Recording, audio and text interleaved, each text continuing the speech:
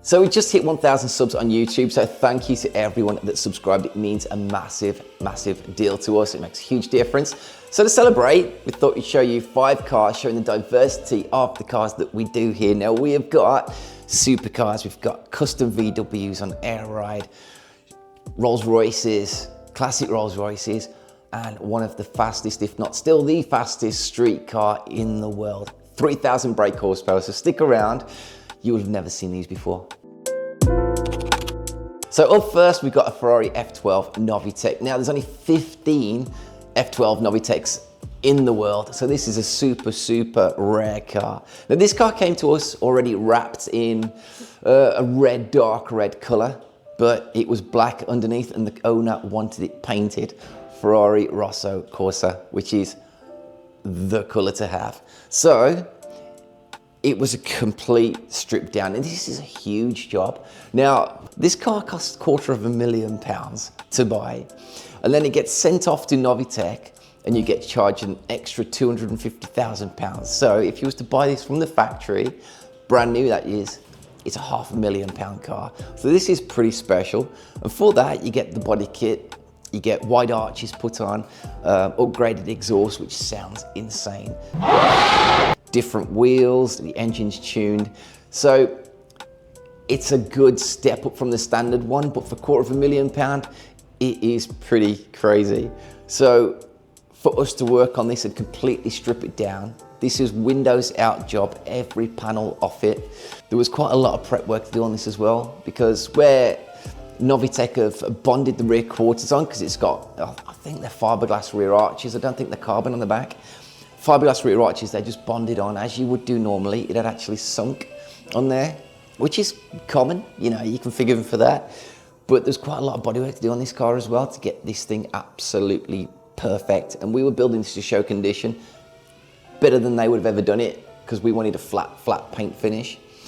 So there's a lot of prep work involved in this, complete strip down. To get the back bumper off, the whole interior has to come out. It's a big job. So it's a full strip down, even the insides of the panels, obviously, they're all prepped as well. The whole thing painted in Rosso Corsa and a full rebuild. But on top of that, of course, we added extra lacquer so we can sand some of that lacquer down and get that paint finish absolutely perfectly flat. So there's no orange peel on this car at all. It looked absolutely gorgeous. Definitely one of the best cars we've ever done here. So up next, we've got a Razor Edge Karma Gear owned by Linebug. This is the third car we've ever done for them. And this is just absolutely awesome. It's a beautiful Razor Edge. Now, a lot of people have never even seen a Razor Edge Karma Gear before, unless you're not into Volkswagens. I've actually got a Karma Gear myself, and they look a lot different than this one. Now, they actually made the Razor Edge Karma Gear to attract a higher end market. Had different types of suspension on it, had torsion bars front and rear. Actually drove nicer than the standard Volkswagen Beetle or a standard Karmann Gear did. But Linebug, being Linebug, and they do a load of suspension components, they asked us to restore the body and then they rebuilt the car. So it's running a whole host of their gear, which is a Beetle narrowed style front end suspension, air suspension all round. It's got an upgraded motor, upgraded gearbox, it's got everything. I mean, they have gone to town on this. Mad interior, which actually works really, really well. But before all of that, of course, we had to restore the body. Now it was in a bit of a state. It was in good condition for a Razor Edge Karmann Gear, and the problem is with these, you can't get repair panels for them. Like, you just can't get anything. So we had to remake a lot of repair panels ourselves. And like I say, this was a good dry car, which is lucky. But we still had to do a lot of metal work. I'm talking weeks worth of metal work on this before we could get it ready for primer, for paint. But it was always designed to be a driver. I don't think they've driven it yet, but it's always designed to be a driver. So the underneath was all stone chipped and over painted. The exterior, once it was prepped to perfection, because it was always going to be a show car, it's actually painted in BMW olive metallic, which, if you subscribe to us for a while, you might have noticed that colour, recognised that colour. We actually painted that Ford truck, the Ford F1 truck in it years ago. And Craig and Leanne, the owner, they saw that and it just, I didn't want to do it in the same colour. I don't like using the same colour twice for different cars, but they wanted it and they got it. And to be fair, it really suits the car and it's just a beautiful color. Works really, really well on a car like that as well, because it's just like a custom retro color, and it actually works better on classic cars than it does on the X5 it was actually designed for. So yeah, so we designed it, we restored it, hung all the panels, polished it, flattered it, polished it to show condition, black roof, and give it them back for the rebuild. And they've done an absolutely amazing job of it. And if I remember right, I think they've got a couple of trophies for it already. So hopefully next year, we'll actually see it at a few more shows, because it's an absolutely gorgeous car. So next we have the Ford console. Now, if you've been subscribed to us for this year, maybe you might have seen our other video on this, the Ford console. Now this car we had to drop in because it's amazing. It's a true one-off, an absolutely true one-off. It's done really, really well at the shows as well. It's Mark II Ford console. Now, this has obviously been fully restored by us, and it came in with one amazing flame paint job on it.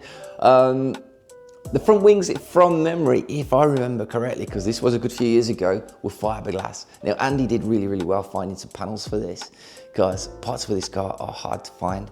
So, front wings replaced, everything else on it was restored, and everything was stripped back to bare metal as a full bare metal repaint. We did quite a lot of metal work on this, so just patches here and there more than anything, small repairs. Obviously we got rid of the door handles, put solenoids on the doors, which really just make this car just look nice and smooth.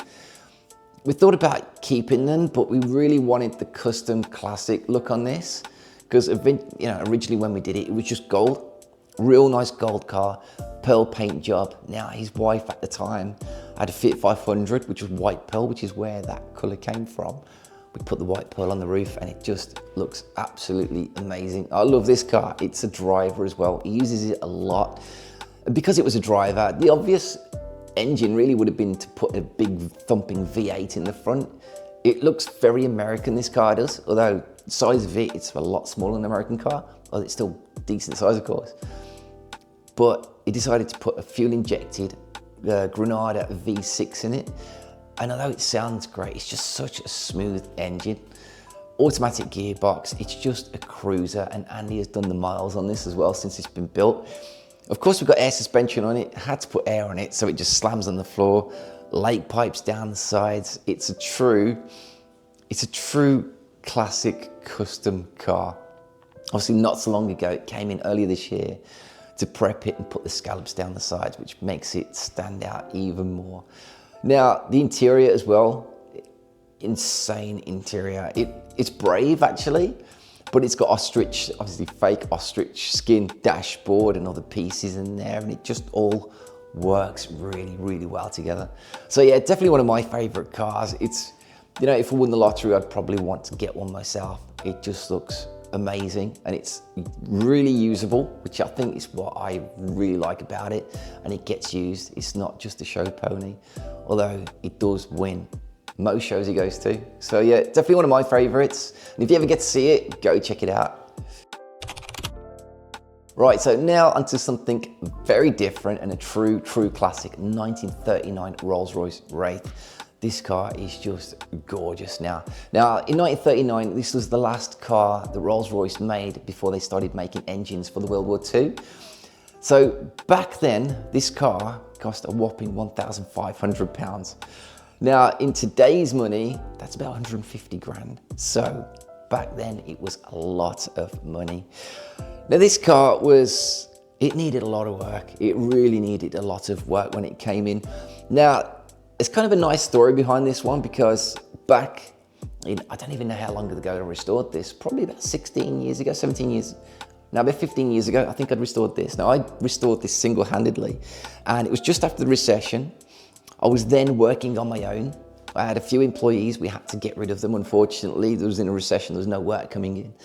And I went away for the weekend just to get away and clear my head, because literally I had 1 week.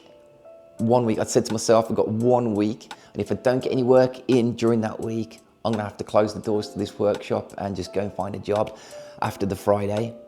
And I was coming back from the Lake District after a walking weekend with my brother, and I got a phone call on my phone. or an answer phone message, you should say. And it was the owner of this Rolls-Royce Wraith asking me, or telling me he got a Rolls-Royce and wondering if I'd restore it for him. So obviously, I said yes straight away and got that in as soon as I possibly could, which is that following week, a few days later, and I jumped straight into it.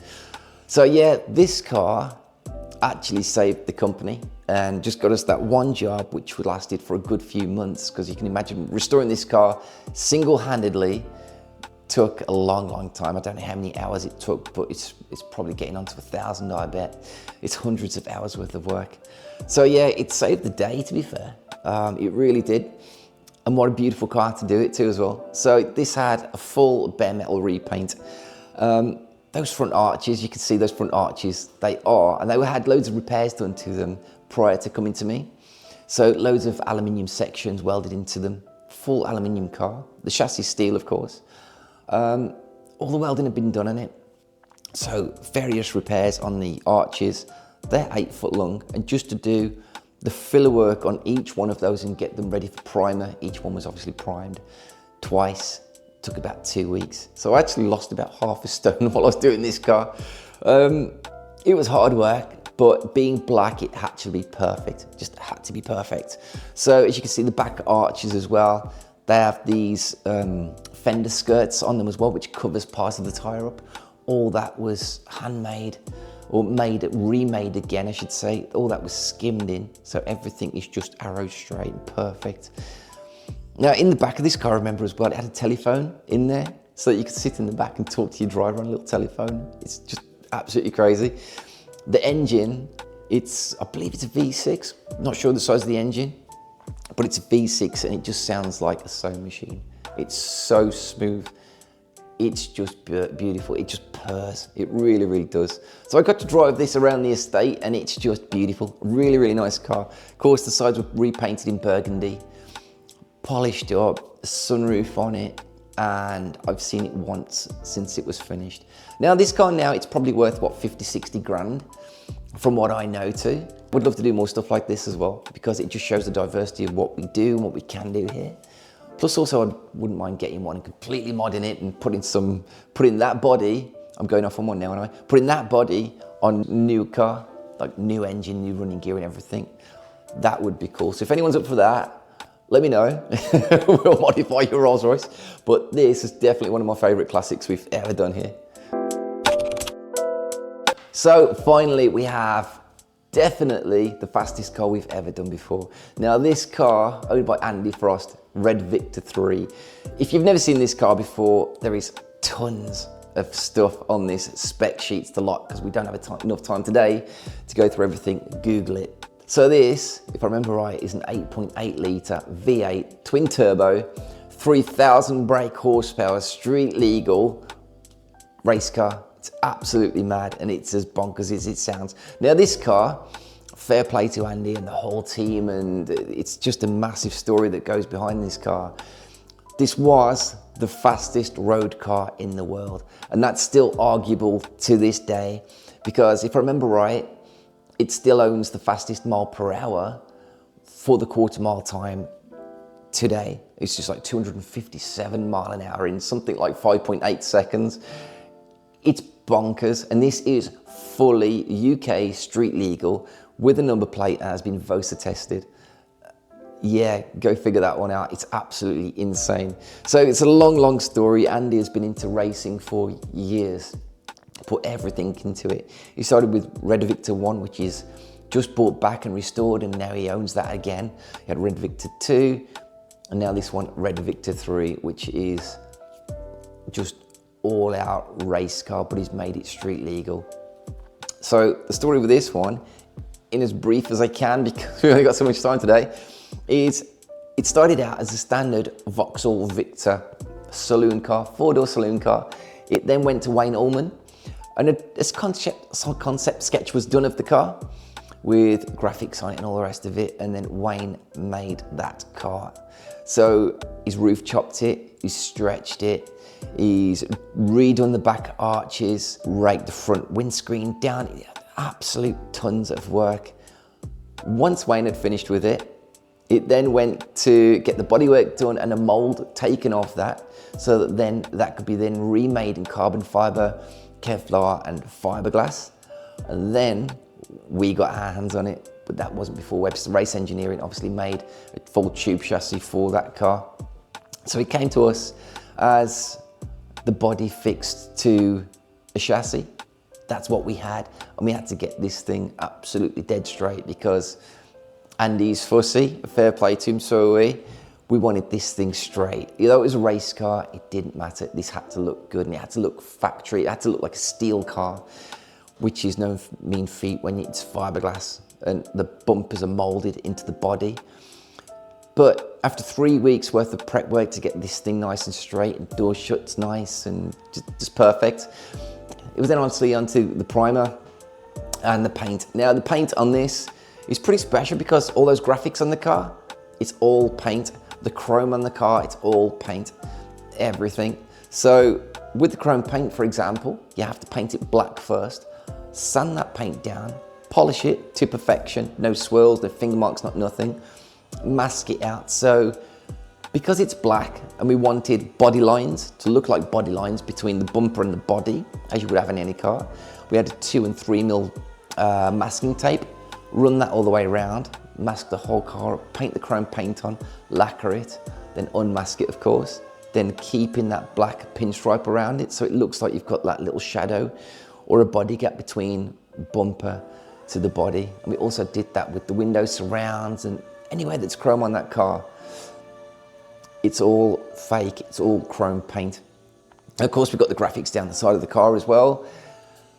It's a monster job. It really was a monster job, but we needed perfection and just weeks worth of work and we got it. Absolutely amazing. Amazing work, an amazing thing to be a part of.